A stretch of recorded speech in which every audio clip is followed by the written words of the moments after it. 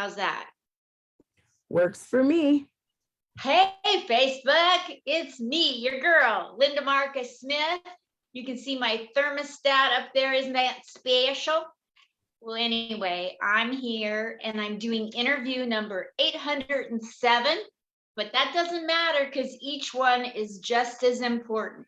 It doesn't matter if it's a baby comic or a legend, everybody's just as important. You got to get to know them all. How else are you going to know who to go see? And here you get to know them off stage and find out what they're really like, what their likes are, their passions, what they want to see better in the world, that kind of stuff, plus everything they have accomplished, are accomplishing, and want to accomplish. That's the whole point of Comic Spot by me. So if you're home, just do me a favor. I have a don't ask, don't tell policy about your clothing. The military gave up the don't ask, don't tell, and I took it on. So yes, sirree, bub, that's right. Today, I have to thank my sponsor, the veteransofcomedy.com.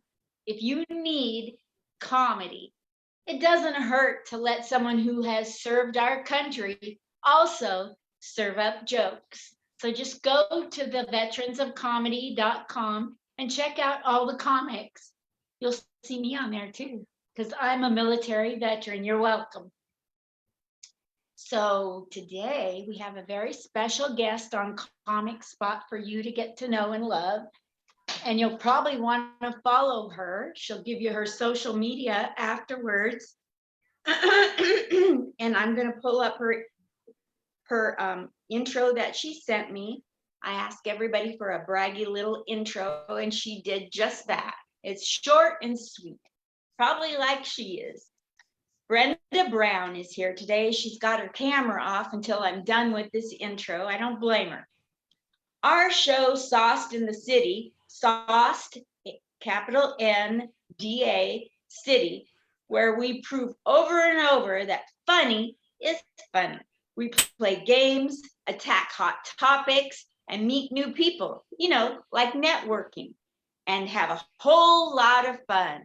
So folks at home and those of you watching on Facebook, do me a favor and stay here and get to know our guest. Let's welcome her right now to the stage as she turns on her screen, Brenda Brown. Hi, Brenda.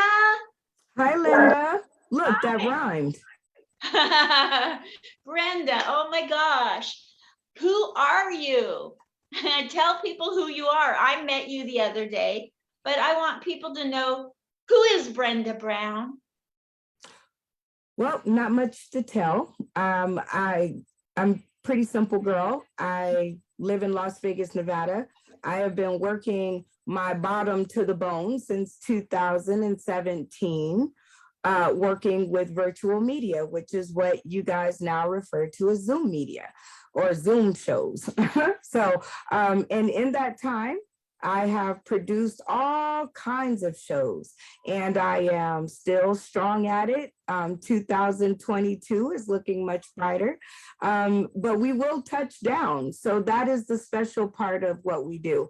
So I'm just a girl living in Las Vegas, Nevada, and I thought comedy probably should get a makeover or at least an option. I'm not sure how political you guys get on this show, but if you want to get to know me, it's more like this. There's Democrats, there's Republicans, and maybe independents, depending on what year it is, right? So in comedy, you have this side and that side, but there really is no other option. And so I have raised Sauced in the City, SAUCED, capital NDA, like my name, Brenda, right? In the city. And so I have been working on this to become an option for comedy, because our brand of funny still voted 4 out of 5 comedians as the best time on virtual media. So we keep it rolling in making sure that comedy has an option. That's wonderful. Where did somebody I only got to know you while I was trying out for your group of comedians that you were picking and selecting the other day. But I could tell from your responses and how you kept the show on target and kept it positive that I wanted to get to know you. And I want Oh, people. Yeah, you were awesome. So positive. And then I read your bio on your Facebook and it said something about you have the mind or the heart of an executive, and you do. You are so inspiring and positive, and I would work for any company that you're an executive of. oh, well, thank you. Yes, the what you read was the an individual with the mind of a corporation. There you go. And what that was is the first thing that someone ever said to me when I entered into the media world. So radio, television, virtual media, all of the platforms. And he was like, you know, your mind works like a corporation. And I looked at him and I kind of said, well, I could see how that would happen because I've worked with many of your corporate giants, right? I worked for Zappos.com. I've worked for Amazon. I've worked for Walmart. I should say this. I worked with Walmart. And I've worked all my life, 25 years plus. I'm not going to tell y'all how old I am, so get out the cameras. But 25 years plus, I have been working in corporate America and doing things Brenda's way. So in comedy, I thought no different. I'm going to do things Brenda's way and I'm going to see what happens. And here we are 2 years later. That's awesome. Why do you care about comedy? Where does that come from in your early life? Okay, so yesterday, shout out to my cast, Sauce in the City. We just did our third benefit series episode, Not My Box of BS, a blackout for mental health. And I got down to the root of why I care about comedy. I've always used it to get out of trouble. I've always used it to kind of make myself feel better. So it's a self-soothing type of thing. And, you know, it's always worked. I've always used it to make other people feel better. So sometimes I've gotten out of really bad situations with my sense of humor. I'll tell you a little story. Me and my uncle, and I can't believe I'm admitting this live on anybody's media for the first time in my life. Me and my uncle, I'm about maybe 13. He's 1 year older than me. So he was a late in life baby for my grandma. But me and my uncle, we had decided that we were going to sell weed. That's what we decided we were going to do. Okay. And so my very first time, I'm this little girl, we, you know, kicking it with the family.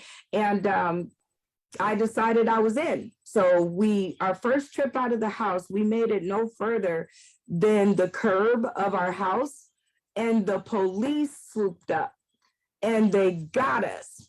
And not to mention, we were in our granddad's car, or his dad, my granddad. We were in his car, so we got busted for kind of joyriding. But I had the weed hidden in a hair bow that I've worn hair bows on my life. These suckers have saved my life anyway. And they got us down, and I thought to myself, God, please, if you get us out of this, I will be the best girl on the planet. I will stay away from trouble. I will not do it. But while we were in the back of the car being held until they could get our grandfather, who hated me, by the way, hated me. Okay. I started telling jokes, and my uncle got so mad at me and he was like, why are you laughing? And I was like, because right now it's not funny. I know right now is not funny. Now, I had this wherewithal at 13. I said, it's not funny now, but it is going to be a funny ass story for our life. You watch and see. And I still tell that story to this day because it's still funny as hell. Wow. Oh my gosh. So what city did you grow up in? Vegas? Las Vegas, Nevada, Wow. born, bred, and stayed here. Um, I had aspirations of moving to Texas. Um, and then all of the typhoons and stuff started to happen. So I was like, nah, I'm gonna be good. And then I decided I wanted to move to California. And I was like, I'm single. So you need two incomes in California. It's like rough out there. So all in all, Las Vegas, Nevada, it's always been really good to me. So I was like, you know what? Great weather, good people. I'm gonna stay until I got into comedy. Dun dun dun.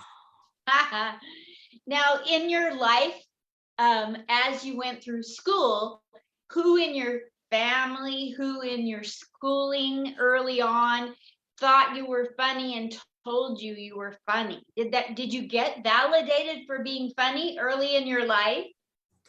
No. No. Oh my No, God. no, because I wasn't funny. It took me time to grow into this woman. When I was little, I was bullied. Um, I was bullied really badly, and so I fought a lot. I was in a lot of fights, fisticuffs. You know, and then as I grew up, I started to ask questions. That's why I asked so many questions on my page. Um, and I started to ask questions about myself. And that's when I realized that I was funny. I didn't start being told and applauded for my funniness until I started hanging out with comedians. Got it. And like, what year did you start hanging out with comedians? Let me see. Boy, that was pretty early. Probably about 2017. Got it. 2017. And what happened was I didn't necessarily start hanging out with comedians. I have a flagship show called Daddies Matter Too, and it is a platform for fatherhood, and we champion the fatherhood cause because I'm a daddy's girl. So, but one of the fathers that came on the show, he was a comedian, and he and I became fast friends, very good friends. And I just remember he would just keep me laughing like all day. And one of my very first mentors, she actually is here no more. And I remember when she passed away, like I did Facebook Live in the middle of the night. Like, I don't know what I was thinking, but I was so sad and I was crying and I was upset. And I just remember him coming on at like 2 a.m. in the morning with me. And he lives in New York, so the time difference, but I remember him being there in his bathrobe with his glasses on. And I just remember he kept telling me jokes and jokes and jokes until I was in a better mood.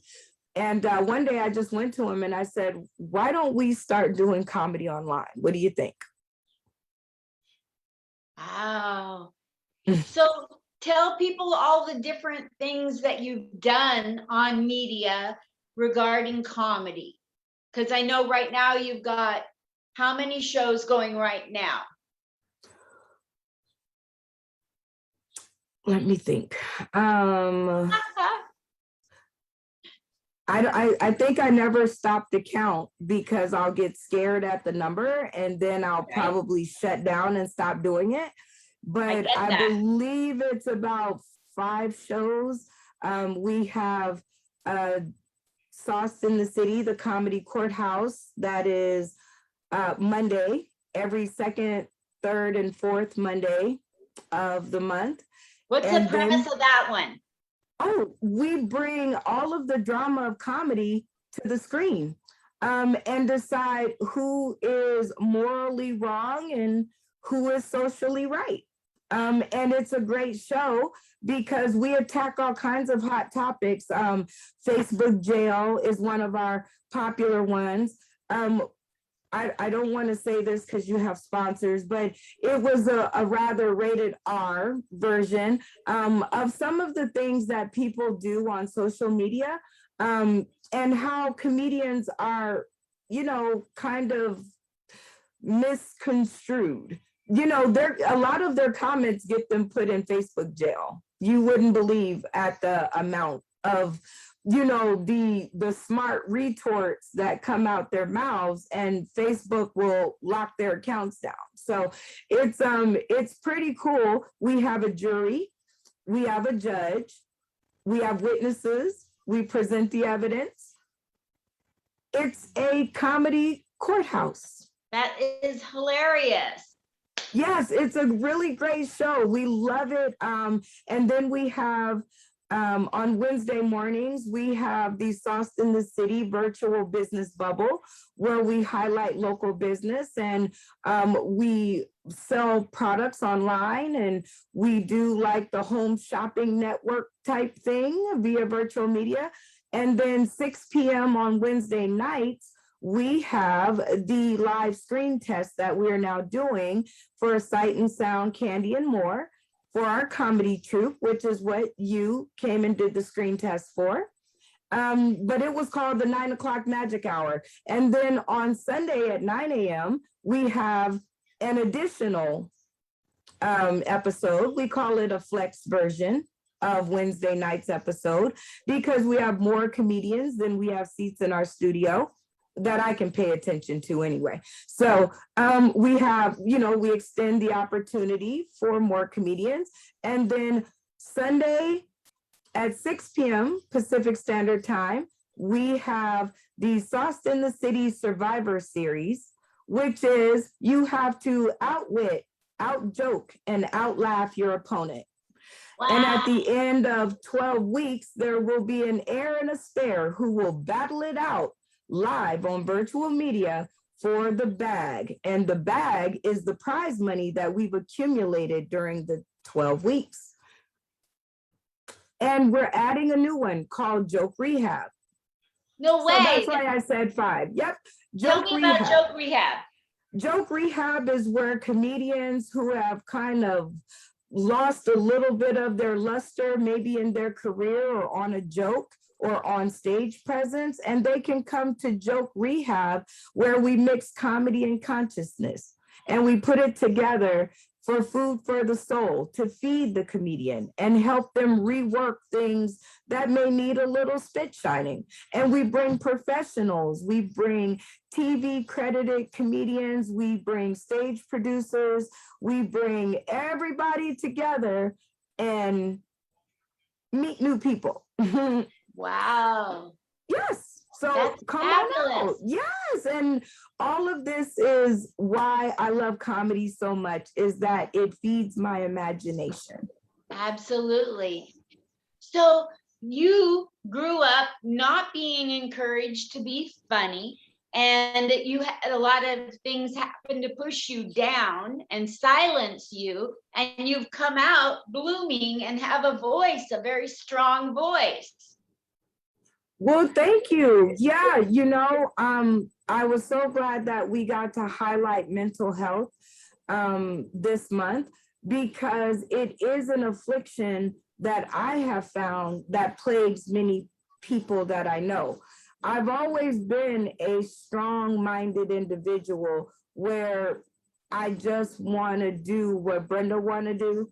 And I've gotten in trouble for that. So it wasn't for being funny, but I got in trouble for always just doing what Brenda wanted to do and not letting anybody or anything tell me why I couldn't do it.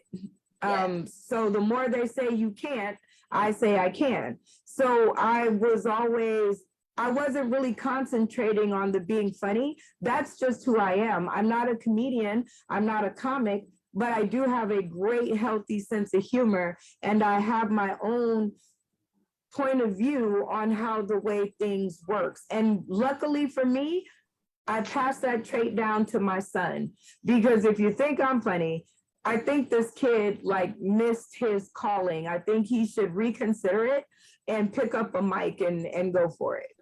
Wow. Is there any hope that your son will start? Well, the cool thing about it is I have now made him the Sauce in the City accountant. And so he gets to see pretty much the inner workings of the business side of comedy. And he really enjoys the way that I have put the system together. And the child loves money. So that's always been one of my things for him. The boy loves money. Like, and he's a young man now, he's 22, but he has always, from, you know, growing up, he's always had an eye for the best of the best. And I'm like, all I can afford is Walmart. So either you're gonna have to be okay with that, or we're gonna have a lot of fights. What's your goal in life, and what's your goal in the comedy world that you have to accomplish before you get old and kick the bucket like I'm gonna do? Well, hopefully that's not too soon. And I feel like I have a little bit more time, you know, God willing and all.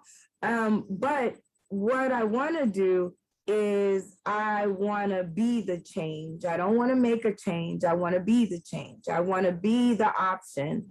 If you don't want to do it this way, you don't want to do it that way, there's this nice other way to do things. But for most, you know, for personal reasons, you know, that's for business reasons, right? That's for legacy and dynasty and that. But really, I just want my great grandchildren to be able to turn on something and see their heritage and see their mom and see, you know, just see how the family, my family, grew inside of comedy. And just, I want them to know their great wherever we stopping at, grandma. And I told my son to never watch any of my videos until after I'm no longer here to make them. And then I told him that the pilot episode belongs to my first grandbaby.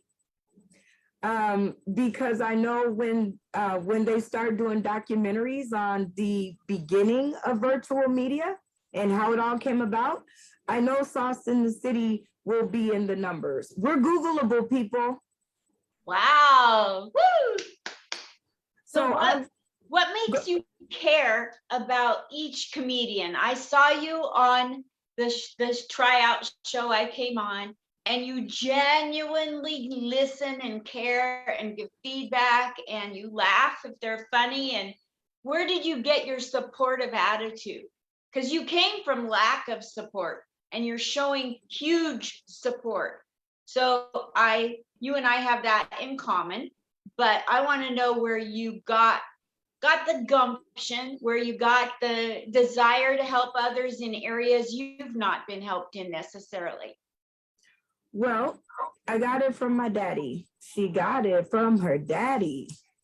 My dad is from Cuba, and he swam over to the United States. You know, he took a little boat, like he didn't get here the easy way. They took a boat and they crashed about 3 miles from New York or wherever.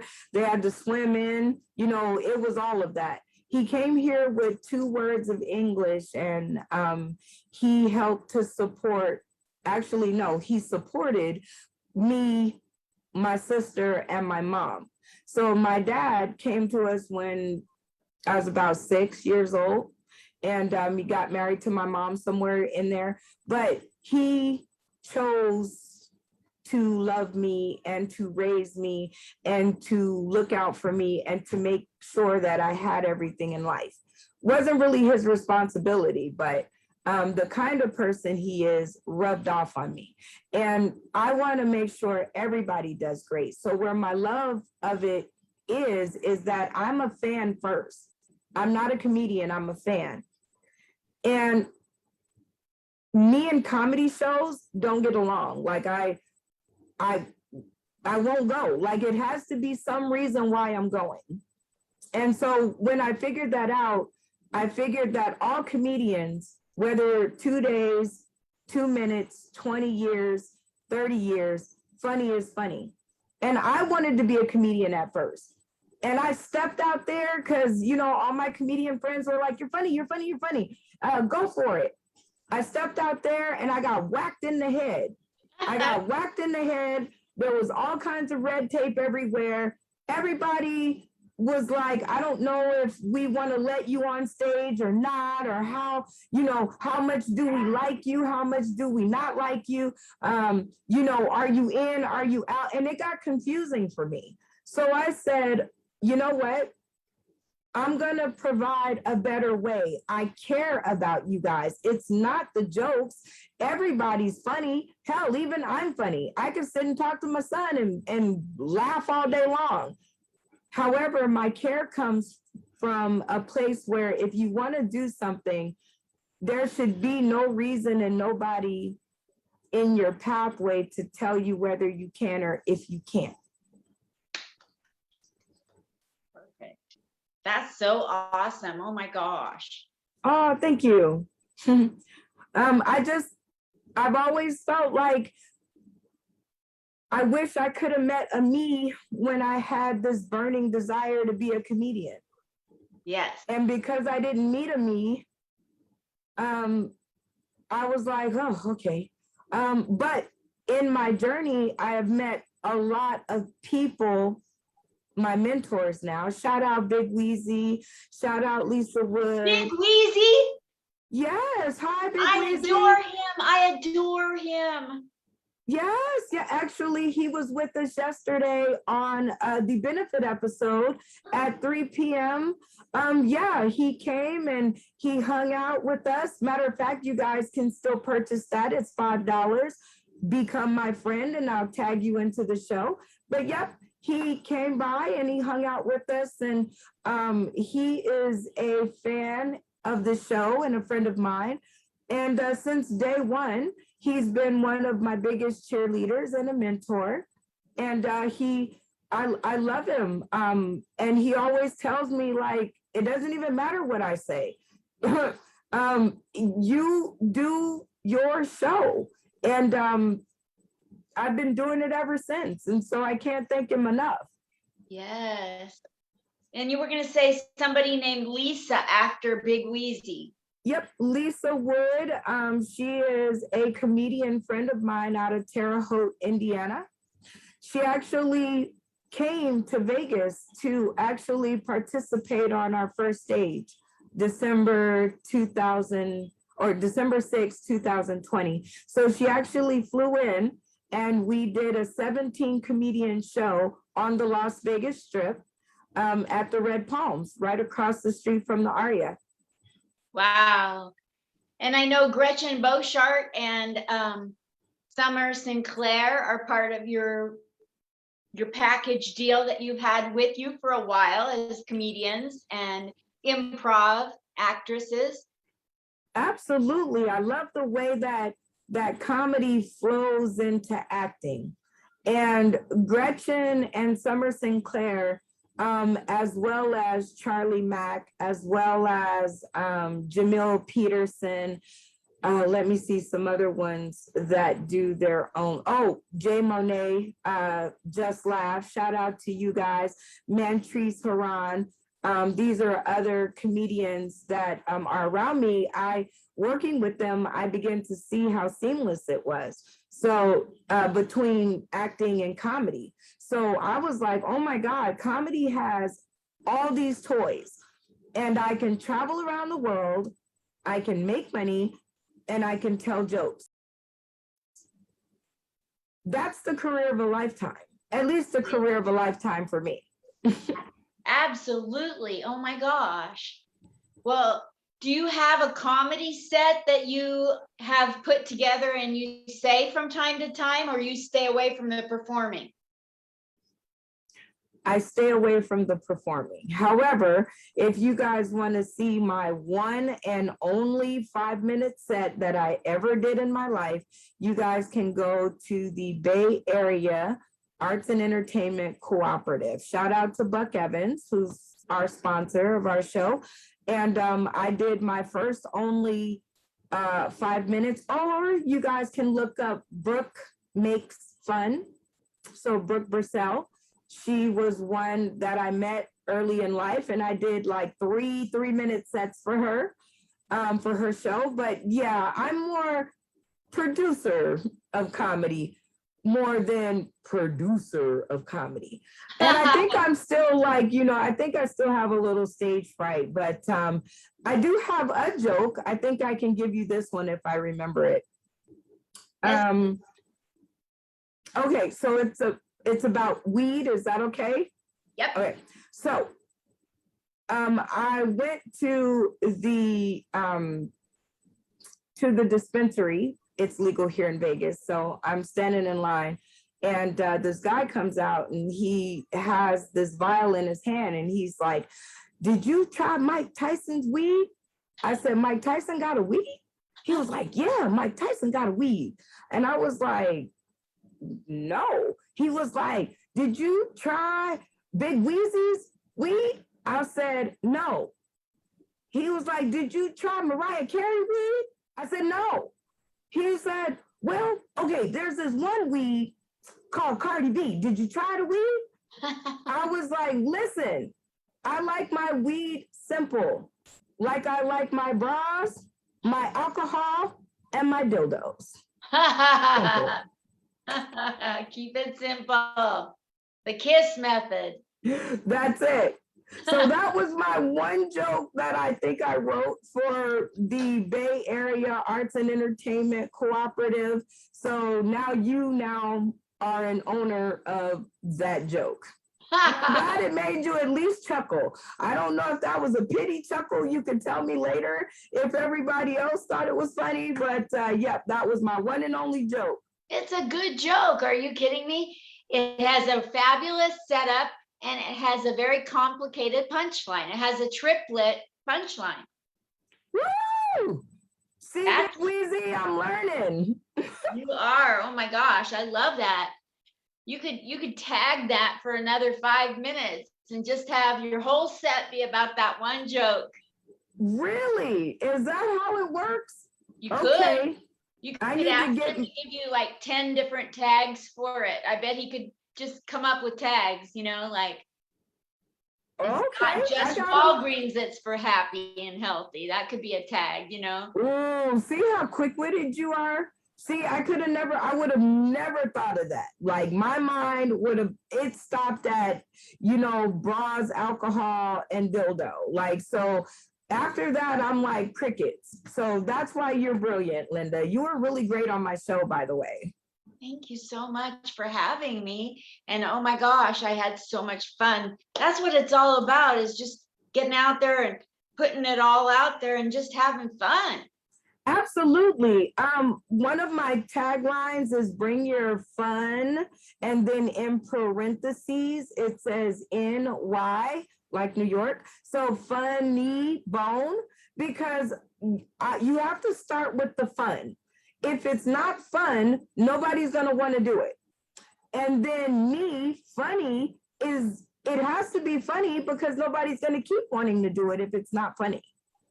And when I went, I've never had a funner tryout. Normally they're stiff and you're nervous and it's one-on-one. And when you did it with the group dynamics, it lowered everybody's inhibitions.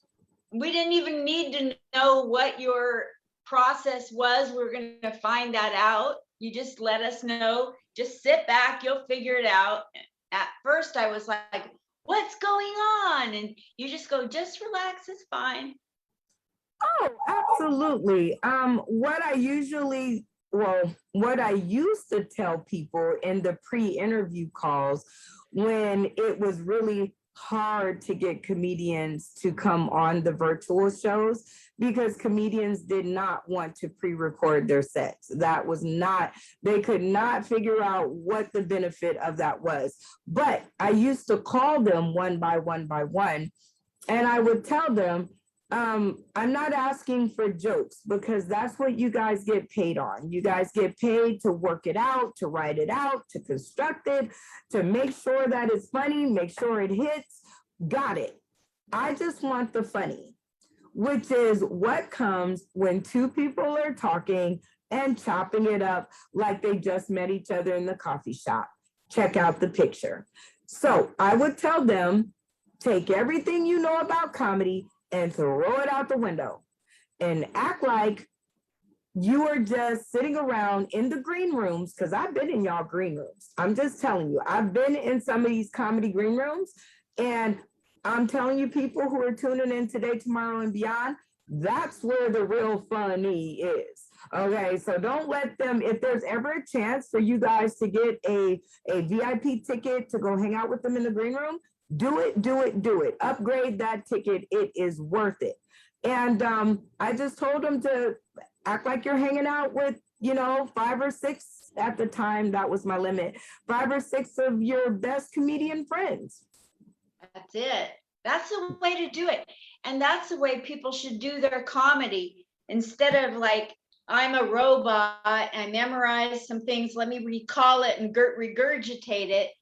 People should just be out there trying to connect, not trying to, working on performing and, being perfect. They should really try to connect with each other like you do in the green room. They should do that same thing on stage. There's not enough connecting going on in comedy.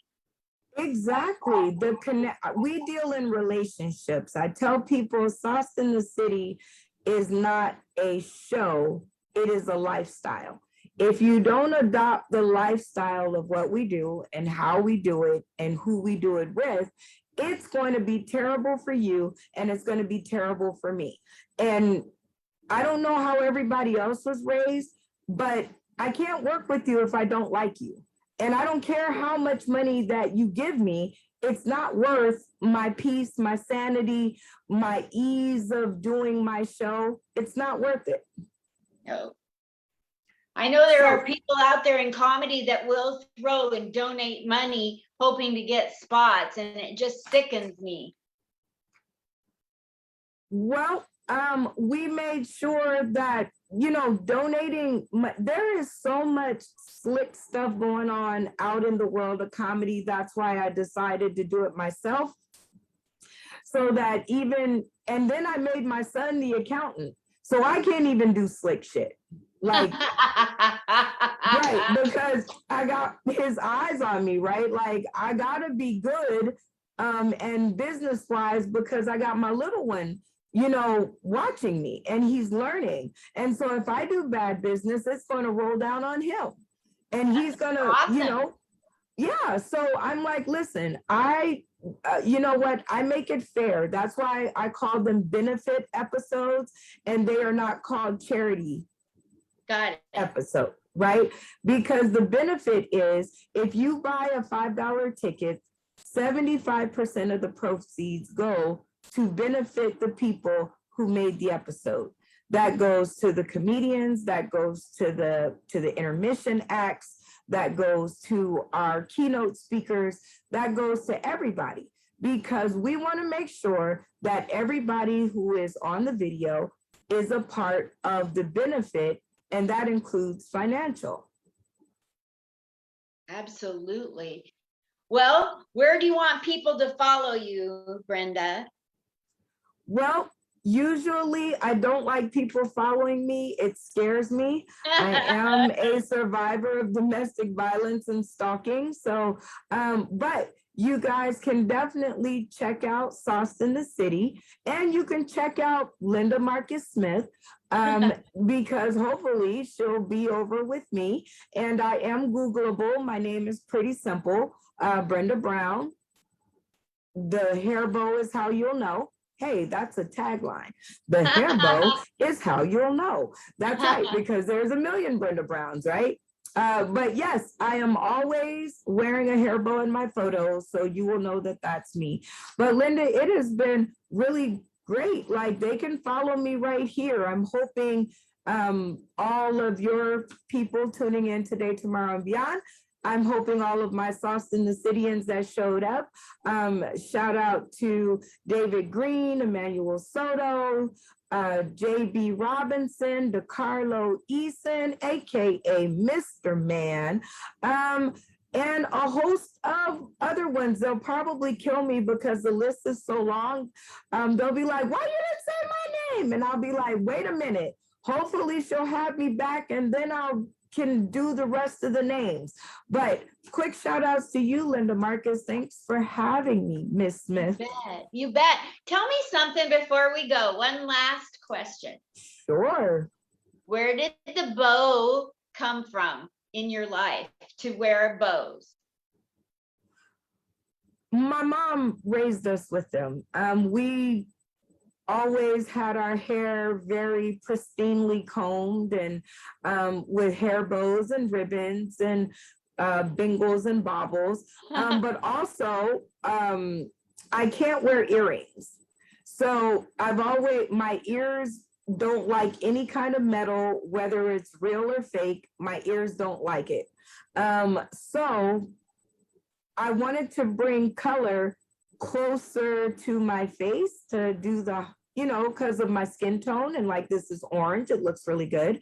And so the hair bow went from the back of my head on the ponytail or in my ponytails or wherever my mom decided to put it, and it migrated up toward the front to bring the color to my face. Perfect. So I just love wearing them. I had a collection. I picked up a hair bow in every city and state that I visited. And my last move, my boyfriend at the time, shout out to you, Don Fletcher, one of the ones I still love. He actually put the box on the top of everything in the bed of his truck, and it flew off the back of the truck on the highway. And I'm going to guess probably over $2,000 worth of hair bows. And so I'm building my collection back. So anybody that wants to send me a hair bow, Sauce in the City, look me up. Christmas is coming. I love hair bows. So yep, that's where my love for it came from. I love that. Thank you so much. What a great interview. Thank you for opening up your life and your heart so people can get to know and follow you. Oh, you're welcome. Thank you for asking me. I'm surprised more people don't ask me, but I'm glad that you did. And too bad for them and great for you. I've enjoyed being here. Thank you so much. Send anybody my way. I will give them respect. Oh, y'all heard that. It's live. She can't take it back. Everybody gets treated with respect. That's the way it should be, right? Absolutely, Linda. Absolutely. Thank you so much, Brenda Brown. I'll talk to you later. I love you a lot. I love you a lot too, Linda. Talk to you later. Bye. Bye.